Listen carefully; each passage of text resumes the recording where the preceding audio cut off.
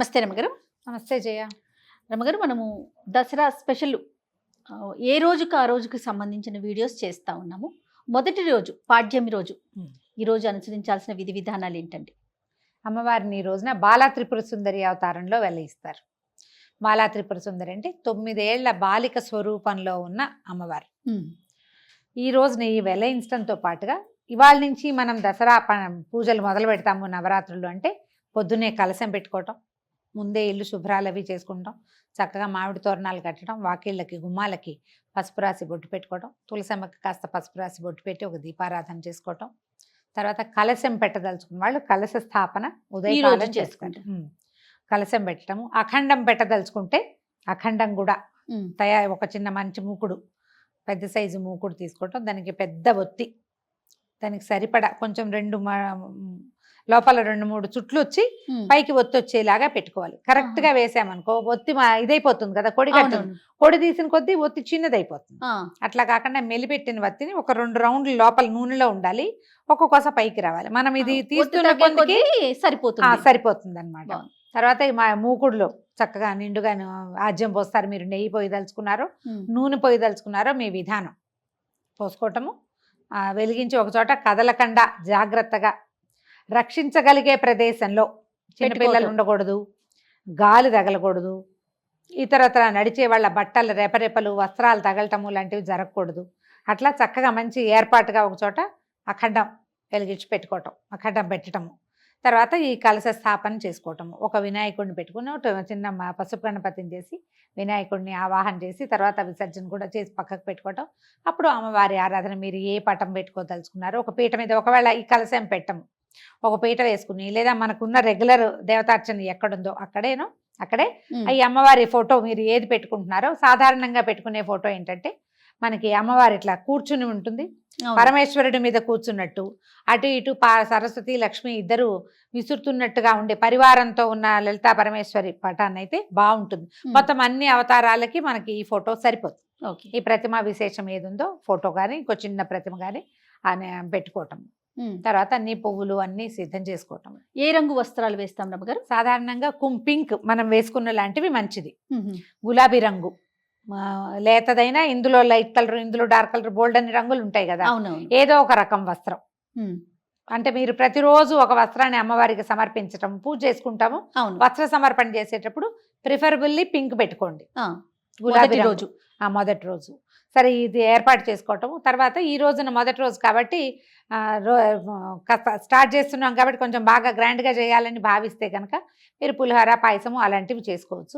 అమ్మవారికి ప్రత్యేకంగా నివేదించేది ఏంటంటే ఇవాళ కట్టి పొంగలి, తర్వాత కేసరి, ఈ 2 నివేదన చేస్తారు. మీరు ఇంకా చాలా చేయొచ్చమ్మా. పాలు పళ్ళు పెట్టుకోవచ్చు. ప్రతిరోజు నియమంగా పెసరపప్పు నివేదన, పెసరపప్పు నానబెట్టడము, దాన్ని నివేదించటము.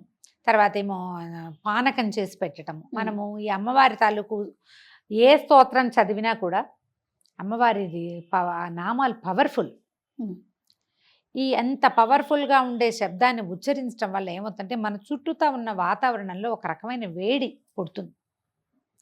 ఏదైనా సరే, ఏ అమ్మవారి నామం అయినా కూడా దాంట్లోంచి ఒక ఉష్ణం వెలువడుతుంది, వేడి వెలువడుతుందని చెప్తారు. దానికోసం అనేది చల్లబరచడం కోసం అమ్మవారికి మనం పానకము, పెసరపప్పు తప్పకుండా నివేదించాలి. మిగిలినవి ఏవి చేసినా చేయకపోయినా ఇది చెయ్యాలని పెట్టుకోండి. ఇంత చాలా చేయొద్దు, ఇంత సులువుగా చేసి పెట్టుకోండి. బెల్లం నానబెట్టడం, పంచదార పానకం చేయొచ్చు, పనికొస్తుంది. పంచదార పానకం కూడా చలవని చెప్తారు. కొంచెము ఏలక్కాయలు, తర్వాత ఒక చిటికెడు పచ్చకర్పూరము, కొంచెం మిరియాలు, వీలైతే అవి గ్రైండ్ చేసి పక్కన పెట్టుకోండి. ఈ వారం 10 రోజులు వాడుకోవడానికి పనిచేస్తుంది. అలానే ఆ చేత్తో ఈ చేత్తో ముట్టుకునేవి కాకుండా కొంచెం పై ఎత్తున జాగ్రత్తగా పెట్టుకోవటం, పానకం నివేదన చేసుకోవచ్చు. అక్కడి నుంచి అమ్మకి బాలా త్రిపుర సుందరికి సంబంధించినటువంటి స్తోత్రాలు చదువుకోవచ్చు. మీకు స్తోత్ర నిధి యాప్లో బాలా త్రిపుర సుందరి అష్టోత్తరం శతనామావళి దొరుకుతుంది. అష్టోత్తర స్తోత్రము దొరుకుతుంది, శతనామావళి దొరుకుతుంది. ఆ 2 చదువుకోవటం మీ వల్ల అవేమీ కాదు. శ్రీమాత్రే నమః అంతే. మీరు దానికి ఒక లెక్క పెట్టుకోండి. శ్రీమాత చిన్నది కదా, అలా అనంగానే పూజ అయిపోయినట్టుగా అనిపించదు మనకి. 108 మీరు ఒక మాల పెట్టుకుని 108కి పూసలున్న మాలలు దొరుకుతాయి కదా, అవునండి. మాలతోటి అమ్మవారిని నమస్కారం చేసుకోవటం. ఆ మాలని మీరు 108 సార్లు జపం చేస్తే చాలా పర్ఫెక్ట్గా సరిపోతుంది, చేయగలిగితే గనక. ఇంకా కుంకుమ పూజ కూడా ఈ రోజు నుంచి మొదలు పెట్టుకోవచ్చు. మనం చిన్న ప్రతిమ విశేషం ఏదైనా పెట్టుకున్నాం, ఇట్లా ఉన్న ప్రతిమ లేదు మన దగ్గర, చిన్న గుండ్రటిది లలితా త్రిపుర సుందరివి మనకి రాగిది పెట్టుకోవచ్చు, చాలా మంచిది. వెండిదో లేకపోతే పంచలోహాలదో, బంగారు రూపు ఏదైనా లక్ష్మీ రూపు ఉందనుకోండి మన దగ్గర, దాన్నే త్రిపుర సుందరిగా భావించి బొట్టు పెట్టి పెట్టుకోవచ్చు. లక్ష్మీ రూపులు అందరి ఇళ్లలోనూ ఉంటాయి, ఏదో ఒక శ్రావణ మాసంలో కొనుక్కుంటాం కదా. పసుపు పెట్టండి, దాని మీద బొట్టు పెట్టండి, తయారైపోయింది అమ్మ. ఇక ఒక చిన్న దీంట్లో పళ్ళెంలో సెపరేట్గా పెట్టుకోండి, తమలపాకు వేసి దాని మీద ఈ అమ్మవారి ప్రతిమ విశేషం మన దగ్గర ఏది ఉంటే అది పెట్టుకోవటము.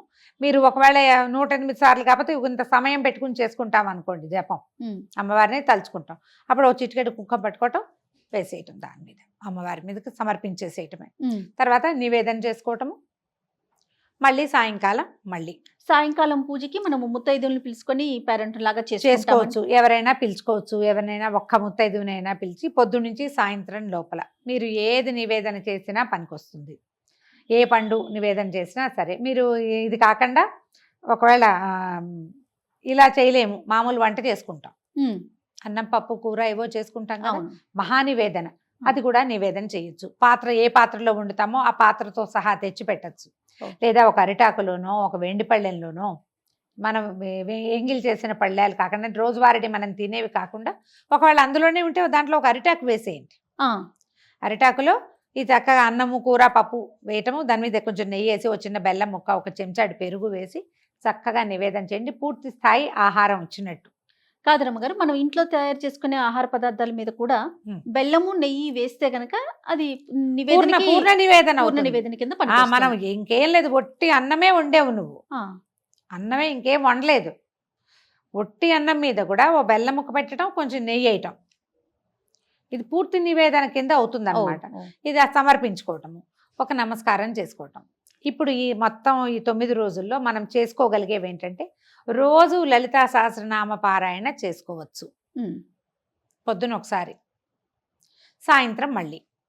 ఒకవేళ కాదు ఇంకా ఇంకొకటి ఏదైనా చేయాలంటే లక్ష్మీ అష్టోత్తరం పారాయణ చేసుకోవచ్చు ప్రతిరోజు. లక్ష్మీ సహస్రనామం చేసుకోవచ్చు ప్రతిరోజు. ఈ 9 రోజులు ఏంటంటే మహాకాళి, మహాలక్ష్మి, మహాసరస్వతి రూపాలలోనే అమ్మవారు కొలవబడుతుంది. మీరు ఏ రూపంలో భావించినా ఆ రూపంలో మనకి కనపడుతుంది, మనం వెంటుంటుంది. ఎలా కావాలంటే అట్లా చేసుకోవచ్చు. అయితే లలితా సహస్రనామం చేసుకోవాలంటే సహస్రనామం చదువుకోవటం, ఓ చిటికెడు కుంకుమ పట్టుకోవటం, చదువుకోవటం, ఈ కుంకుమని అమ్మవారికి సమర్పించేసేయండి. నివేదన చూపించి ప్రతిరోజు అమ్మవారిని కదపాలా, ఇలాంటి ప్రశ్నలు వస్తాయి, ఏమీ కదపద్దు. ఈ 9 రోజులు కూడా అలా కదిపే పని లేదు. మీరు పటం పెట్టుకున్నా, ప్రతిమా విశేషం పెట్టుకున్నా, కలశం పెట్టుకున్నా అమ్మ అక్కడ చక్కగా కూర్చుని ఉంటుంది. మనకి లలితా సహస్రనామాల్లో బాలా త్రిపుర సుందరి ప్రస్తావన చాలా క్లియర్గా చక్కగా స్పష్టంగా కనపడుతుంది.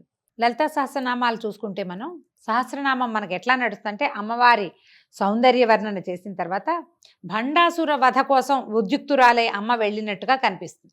మొదటి రోజు అండి, అసలు మనకి లలితా సహస్రనామాల్లో అదే కనిపిస్తుంది. అదే మొదటి రోజునే బయలుదేరింది అనుకుందాం. ఈ బయలుదేరినప్పుడు ఆవిడ ఎలా వెళ్ళింది, ఎక్కడి నుంచి వచ్చాడు ఈ భండాసురుడు? పరమేశ్వరుడు మన్మథుడిని దహించినప్పుడు అదొక బూడిది కుప్ప అయిపోయాడట మన్మథుడు. బూడిది కుప్ప అయిపోయేసరికల్లా ఆవిడ రతీదేవి శోకించింది. అయ్యో, నీకు వివాహం చేసి నీ వల్ల సంతానం పొందాలి, సంతానం వల్ల తారకాసుర సంహారం జరగాలని ఇంత పని చేస్తే మన్మథుడినే భగ్నం చేశాడే భగవంతుడు. శివుడు ఏం చేశాడు, మన్మథుడినే భగ్నం చేశాడు కదా. ఇలా అయ్యిందని ఆవిడ దుఃఖిస్తే అమ్మవారు ఆమెకి ఏం చెప్పింది, ఏం పర్వాలేదు, నీకు కనిపిస్తాడు, అనంగుడుగా ఉంటాడు, శరీరం లేకపోయినా వాడు ఉంటాడు, అతను మన్మథుడు ఉంటాడు, నీ వరకు రతీదేవికి మాత్రం సాకారంగా కనపడతాడట అని చెప్పి వరం ఇచ్చింది. అయితే ఈ బూడిద కుప్పలా పడిపోయింది కదా, ఈ కుప్పలా పడిపోయిన బూడిదని ఈ పరమేశ్వరుడి యొక్క వెనకాల ఉంటారు కదా శివగణాలు, ఆ గణాలలో ఒకడు దాన్ని ఇట్లా ప్రతిమలాగా చేసాడు, ఒక బొమ్మ చేశాడట ఆ బూడిదతోటి. అప్పుడు అయ్యో అన్నారు, భండ భండ అన్నారు, ఇదేమిటి అని. ఆ భండు ఆ బూడిదతోటి తయారు చేయబడిన వాడు ఒక రాక్షసుడుగా మారాడు. శివుని దాంతో చేసిన వాడు రాక్షసుడు. శివుడు కాల్చిన బూడిద, మన్మథుడి బూడిదే అది. కానీ మన్మథుడికి శరీరం వచ్చేసింది, ఇది అవశేషం కదా. ఈ అందుకని బూడిదలో చేతులు పెట్టి ఆడకూడదు అలాంటివి చెప్తారు కదా పెద్దవాళ్ళు. ఎందుకు? ఈ భండాసురుణ్ణి సంహరించడానికి లలితా త్రిపుర సుందరి తన సైన్యంతో సహా వచ్చింది. అందులోనే మనకి వారాహి వాళ్ళందరి స్వరూపాలు కనపడతాయి. లలితలో కనిపిస్తుంది ప్రత్యేకంగా. ఈ భండపుత్ర వధోద్యుక్త బాలా విక్రమనందిత అని ఒక నామం ఉంది. భండు యొక్క కుమారుణ్ణి సంహరించింది అమ్మవారు. ఏది కుమారి రూపంలో బాల విక్రమనందిత అని చెప్తారు. బాల యొక్క విక్రమాన్ని చూసి సంతోషించింది అమ్మవారు. అమ్మవారి పుత్రికగా చెప్తారు ఈ బాలా త్రిపుర సుందరిని. మనం ఏమనుకుంటే ఆమె యొక్క బాలిక రూపం అనుకుంటాము, ఇట్లా చూపిస్తారు. మనం ఎట్లాగైనా చేయొచ్చు. ఓకే. అయితే ఈ రూపాన్ని మనం ఎట్లా ఆలోచించాలి? ఒక 9 సంవత్సరాల చిన్న కన్యకా స్వరూపం. మనకి ఫోటోలు కూడా కనిపిస్తాయి. చక్కగా పట్టుకుని వస్త్రాలు అవి చాలా ముచ్చటగా ఉండి లంగా జాకెట్ వేసుకుని జడ ముందుకు వేసుకుని ఉన్న బాలా స్వరూపం ఎంత అత్యద్భుతంగా ఉంటుందో. అవును.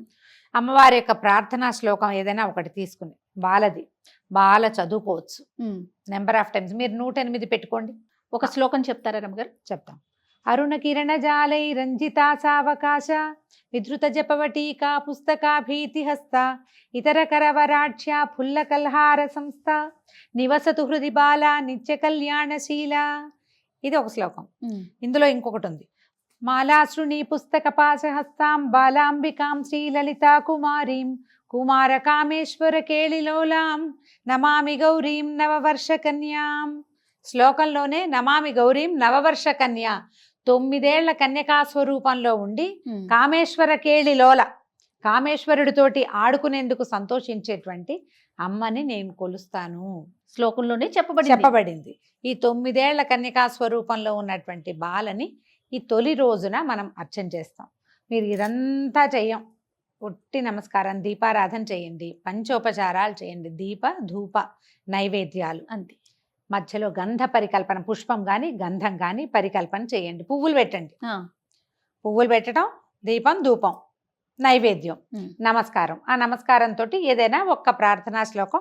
ఈ ప్రార్థనా శ్లోకం నేను చెప్పింది వివరంగానే వినపడుతుంది కాబట్టి ఇదే మీరు 11 సార్లు 21 సార్లు 40 సార్లు లేదా 108 సార్లు చక్కగా సాకల్యంగా చదువుకోవచ్చు.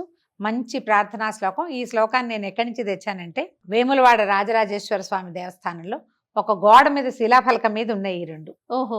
నేను ఎప్పుడో వేములవాడ వెళ్ళినప్పుడు అది కనపడేసరికి అది తెచ్చుకున్నాను నేను. అదే నాకు విడిగా ఎక్కడ పుస్తకాల్లో ఇవి కనిపించలేదు. మీకు ఎక్కడైనా దొరికితే అది చదువుకోండి. స్తోత్రనిధి యాప్లో బాలాంబికది మనకి అష్టోత్తరం దొరుకుతుంది. అష్టోత్తర శతనామావళి చెప్పుకోండి, పువ్వులు సమర్పించండి, నమస్కారం చేసుకోండి. సాయంకాలం ఇదే మనం రిపీట్ చేస్తాం. ఉదయం ఒట్టిగా నమస్కారం చేసుకుని లలితా సహస్రం ఏదో చదువుకుంటే సాయంత్రం ఈ విశేష సేవ ఉంది కదా, ఏదైతే మనం బాలాంబికకి చేసుకుంటామో అది చేసుకుని నమస్కారం చేసుకోవటమే. మళ్ళీ రేపొద్దున ఇంకొక దేవతామూర్తిని అర్చన చేసుకుంటాం. సంతోషం రమ్మ గారు. నమస్తే. నమస్తే.